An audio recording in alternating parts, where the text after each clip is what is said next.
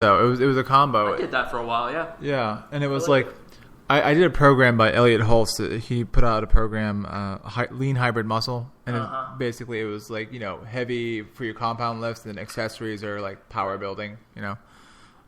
So you'd have like a set of like front squat for heavy threes for 6 sets, and then you would do like a lot of unilateral lunge work, and you would do some glute bridge work, and then you would go into like other accessory power bodybuilding movements. And that's basically how his program was built. But he had a diet plan that I think was adopted, some from Ferrugia and some from the Warrior Diet, and he combined it. And it was like some days you were doing like heavy fasting. And then some days, his was his was diet alternate, like was actually diet cycling. That's right. Yeah, it was diet cycling. That's what it was. And I remember feeling freaking fantastic on it. And my body comp was being maintained at a happy range. I noticed like when I've gotten to 8%, and I felt like crap. Like really crappy. And I'm experimenting with dropping again and seeing if I can manipulate my variables and see if I can feel better at that percentage. Yeah. I don't know yet. I think at the time it was a crash course in getting there, and that's probably why I felt like shit. Didn't give my body enough time to adapt to the new stuff that was going on. So, but it's about learning. It's about learning the stuff that you've learned now and not going back and integrating it. I mean, you say that, but at the same time, would you have had that fast learning experience? No, and that's part of it.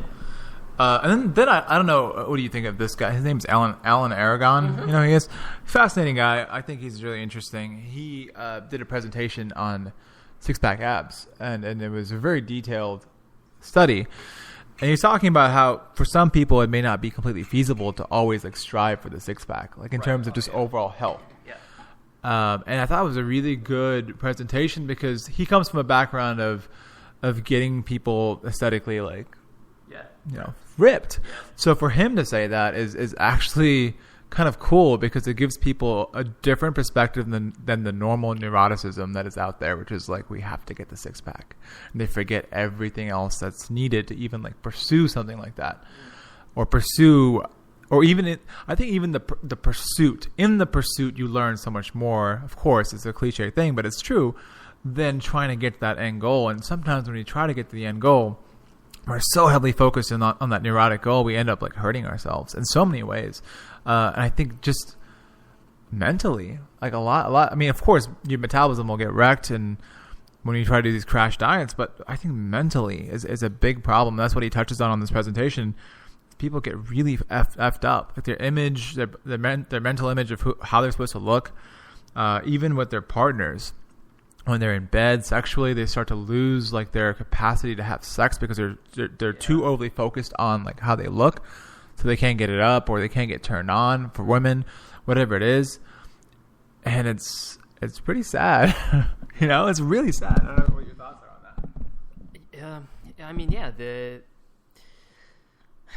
that pursuit of what you think you want in a body is so abstract because if you're modeling yourself after someone else, you kind of forget that they are them and you are you. And so you can't look like them. You can only look like the best version of yourself. And Jackie Perez, who's actually a pretty popular CrossFitter in the CrossFit community and kind of like, a kind of like a figure, an image in there. She had said something on an interview which I really loved, which was, another Perrier, which was basically that you can't strive to look like her because who you are at your best may look better than her.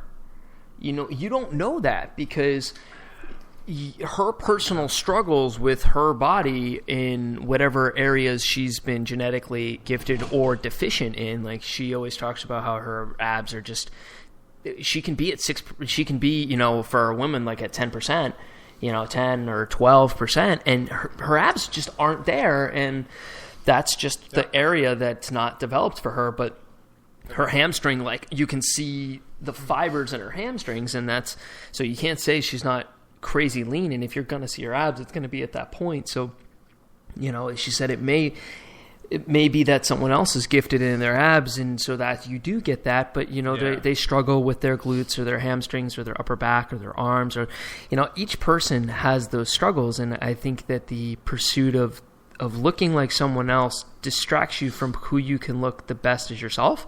And we also lose sight that the people who are, and I'm not talking about the celebrities who are airbrushed on magazines and who look very unhealthy, by the way, like even the people on Women's Health and stuff, like you can see that they're not a strong build, they're not an athletic build. Like there's something, they're very soft, and you can tell that they're lacking the muscle structure, and that they're focused on what their overall circumference is and not on the actual healthy tissue.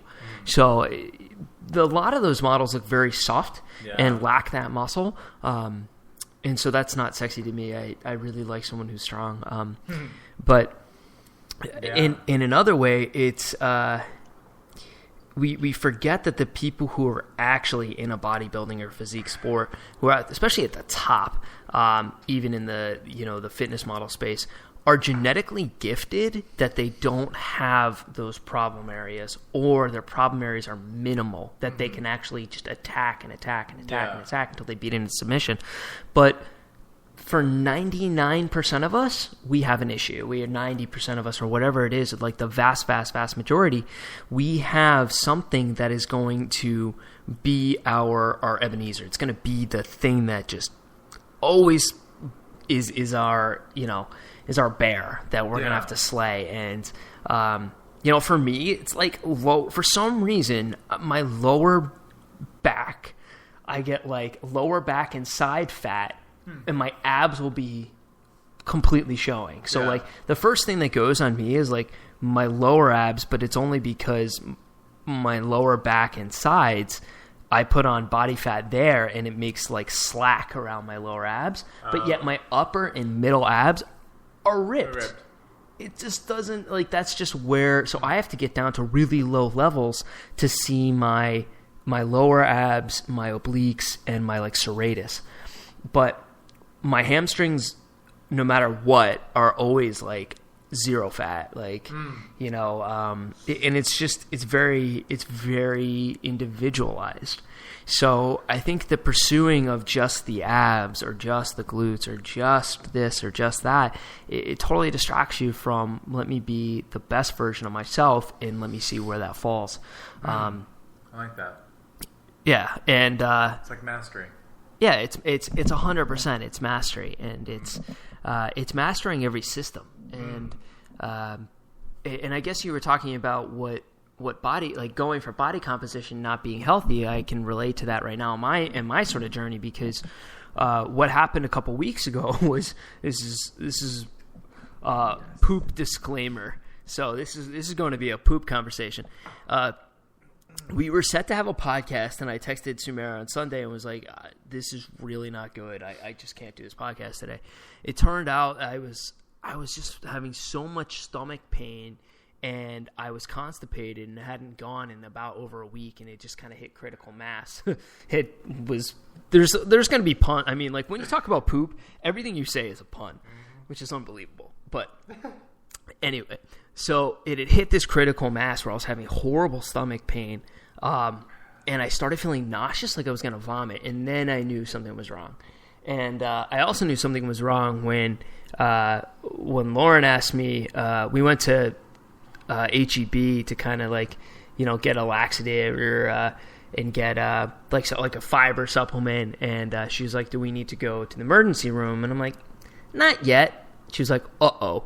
I'm always, no, absolutely not. I'm never like, not. And I was like, not yet. And she was like, okay, we need to go then. And we actually ended up going to, later that night, I finally relented. She had to drag me there. But First Choice, it's like one of those private urbans. Yeah. That place was gorgeous. It was nicer than any doctor facility I've ever been at. It was amazing. And they have like online check-in. Yeah. And they gave us a thank you card, which was, it was expensive, but they gave us a thank you card with you can leave a review and get like a $5 gift card to Starbucks. It's like they really take care of you. It's a beautiful weight room. Wow. Anyway. That's cool. I went there and they did x-rays and I had an impacted bowel, and it had built up, I guess, over 6 months of just progressively pooping less and less. And a bunch of things I learned from this. Well, first of all, the cure was absolutely abysmal. It was 2 bottles of magnesium citrate, which is what they give people when they're doing, what's it called? What's the scope they put up your butt? Periscope? No, well, not the scope, but what's the procedure?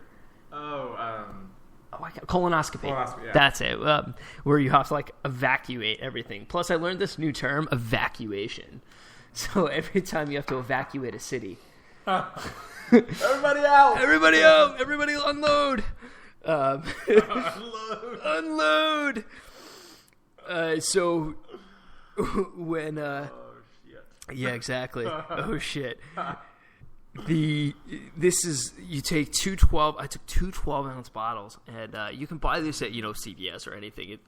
It looks like it's a clear bottle with a logo. It looks like a seltzer water. It is not seltzer water, and it just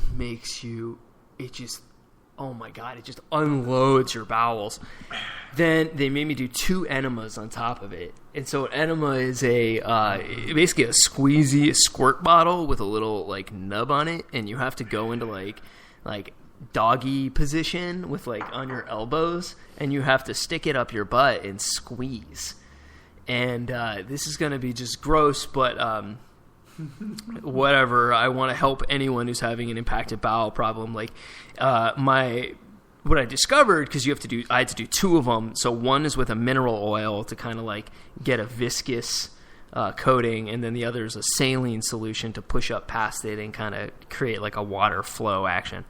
And if you use a little coconut oil around the butthole, it kind of definitely helps the process, but of getting it in. But it's just abysmal, and you have to hold this position for like 5 minutes to 10 minutes until I think the bottle says like an intense need to evacuate. And I was like, oh, okay. So I did that, and then oh my god, it took me like a week to recover. And I think I had diarrhea like 8 times or 10 times that night. I mean, you really just don't sleep.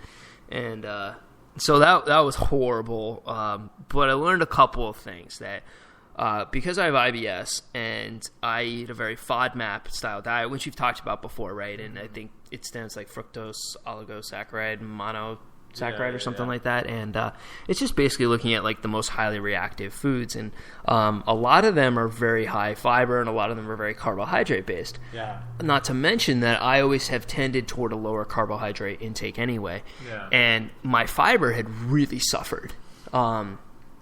And I didn't really... It's a really simple solution just by taking a fiber supplement, but it didn't really occur to me. And I also really didn't put value in it, because I always... A little while ago, whenever you hear like, oh, fiber, like it doesn't do the things that they say it does. It does other things. So it doesn't really do anything for your heart, which is just such bullshit. That it like has like the whole what's that, American Heart Association on the cereals or stuff, like that's crap. It's actually the worst ever, and it's not the fiber that's doing anything for you. So I had kind of been like, oh, fiber's overrated, and I'd kind of stopped focusing on it. Well, it is important for large quantities of matter to be able to regularly poop, which so what happened was it had become backed up through the large intestine. They did x-rays all the way up back into the small intestine, and it was like pushing up on me, and like I couldn't one of the reasons I was having actually mid back pain was I couldn't, my spinal muscles were completely shut off because I was so distended, and I had so much pressure on them that like I was having this horrible mid back pain that one week, and I like strained right across my diaphragm. Well, because my intestines were pushing up on my diaphragm, it distorted its position, and I tried to do a row, and it just strained right across it. So interestingly enough, my mid-back pain went away after that week of, actually the first like 2 days of